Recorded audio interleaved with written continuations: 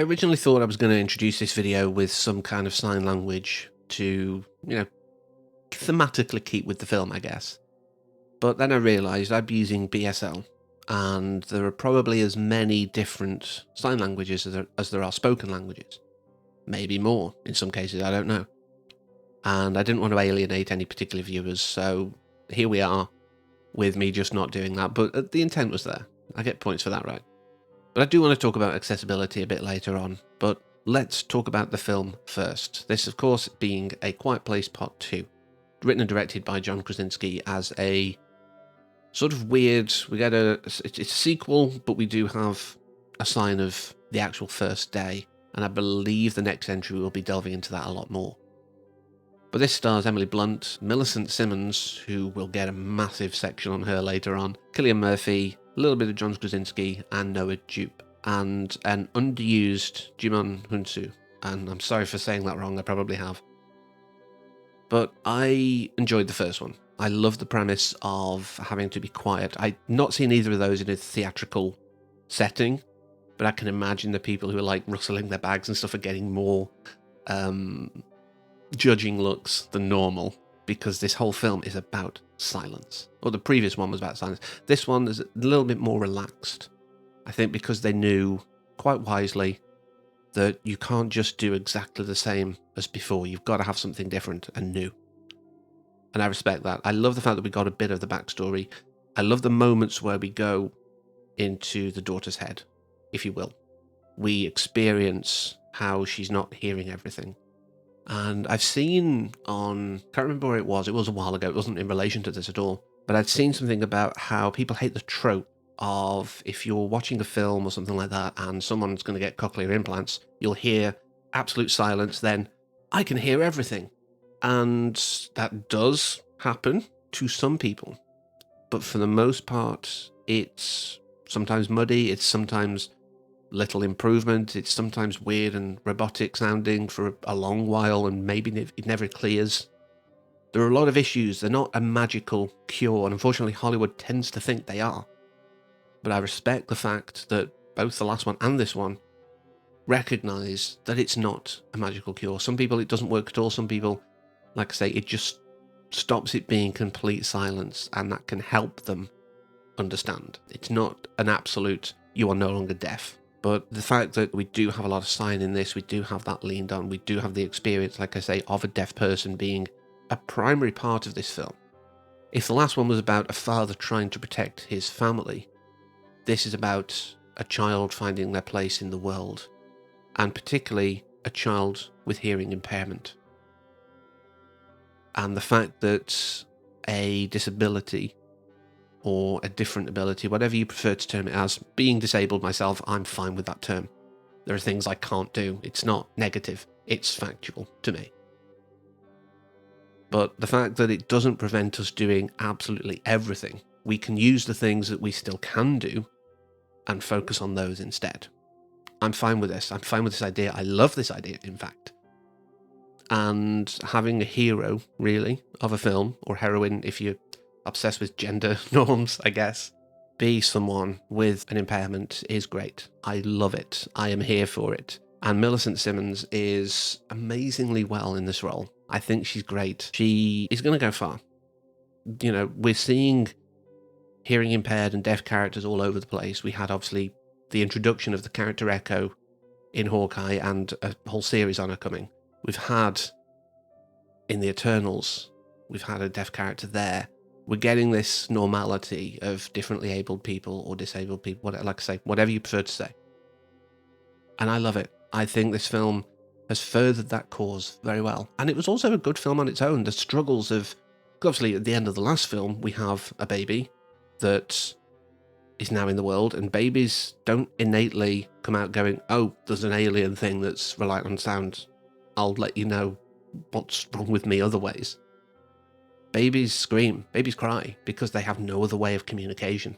So that's a problem. And I love the fact that we had a solution to that. We have this box with the ability to put an oxygen tank mask in so that it can breathe, but it's soundproof. Soundproof box entirely of that construction, I think, is in the realms of fantasy. But yeah, for the purpose of the film, fine. I'll let it slide. But the fact that this also is a plot point later because an oxygen tank has a finite supply and more needs to be got, and we have the issue with the son being an absolute idiot. If the daughter is the highlight of the film, the son is the low point. This boy is stupid. He gets himself caught in a bear trap, which, yes, okay, fine, they're running because they triggered the traps, which, again, that's on the mother, I think, on this one, let's be honest.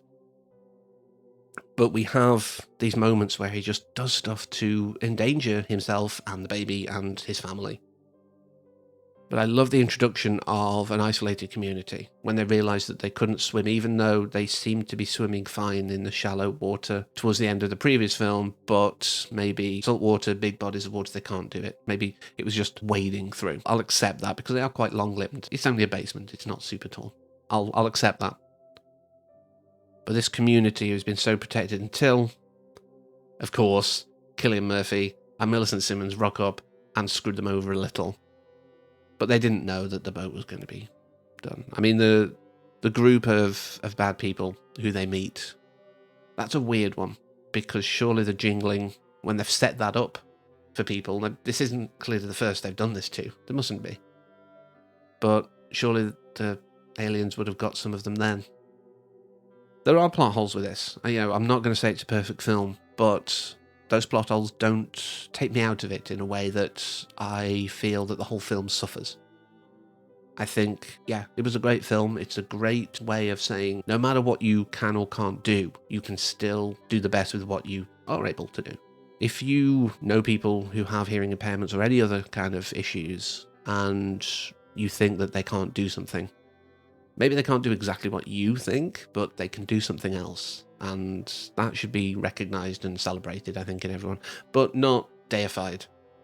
The flip side of this is, sort of, I don't know what you call it, sort of disability worship. When it's like, oh, I'm so proud of you that you can do this. I'm so happy that you can do this. Oh, it's good that you found something. We hate that. And I'm quite mild, so if I hate that, imagine someone who is very noticeably, very visibly impaired in some format. They hate it. Stop saying, oh, you're super proud of them and they're doing super well. They're doing what they're able to do. No one of us in the disabled community walks up to a perfectly able person and goes, you're doing really well walking around like normal. It's not a thing, so don't do it the other way. I did say I wanted to talk about accessibility briefly before I finish. And ages ago I said that I'd like to do subtitles and stuff, because it made me think of it obviously being about deaf people and things like that. And I've never really kept that up because I wanted to make sure all the past ones were up to speed. I wanted to do my entire back catalogue, and when I got overwhelmed with the thought of that, I was like, well, there's no point starting, but at the end of the day, even if I start from here, it's better than not at all. However, it's a massive undertaking. Like I say, I have issues with my own self, and it's not something that I feel I can devote the time to and the energy to. So if there's anyone out there who just out the goodness of their heart wants to subtitle my videos, because there was a feature that I think YouTube has removed where community subtitles were a thing, and I was like, well, that's fine, I'll enable that. But that seems to have gone by the wayside, at least as the last thing I've seen. But if anyone really wants to sit there and listen to me super intently and chart everything else, or everything I say down, and figure out a way of getting it to me so I can put it into the video, fine. But I'm not expecting people to do it. I mean, there are the auto-generated, which hopefully is better than nothing. But I just know that I don't have the funds to do it professionally, or the time and energy to do it. So I am aware that there are people out there who may not be able to enjoy my videos to the full. And I don't want to think that I don't care about you or I've forgotten about you. I just can't do it within my own issues. So I did want to make that point because it's been something that's on my mind for years since I said I'd do it. But yeah, back to the point anyway. A Quiet Place 2, great continuation / minor prequel bit, and definitely worthy of your time if you've sat on it until now. But yeah, that's all I want to say about it. So until next time, as always, thank you for watching and take care.